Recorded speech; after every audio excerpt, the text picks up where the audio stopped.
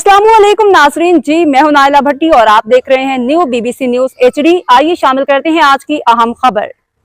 नौशहरा से रिपोर्ट कर रहे हैं हमारे न्यू बीबीसी न्यूज़ के रिपोर्टर रूहुल अबरार से। तहसील पब्बी में लोड शेडिंग के खिलाफ एहतजाजी मुजाहरा। एहतजाजी मुजाहिरीन ने तहसील पब्बी के मकाम पर GT रोड पर टायर जलाकर रोड को ब्लॉक कर दिया। रोड बंदिश की वजह से गाड़ियों की लंबी लंबी कतारें लग गईं। मुसाफिरों को शदीद गर्मी और हब्स की वजह से मुश्किलात का सामना। तहसील पब्बी और गिरदोनवा इलाकों से बड़ी तादाद में आवाम के एहतजाज में शिरकत। पब्बी और गिरदोनवा इलाकों पर रेस्क्यू की जानिब से 18 घंटे की जालिमाना लोड शेडिंग की जा रही है।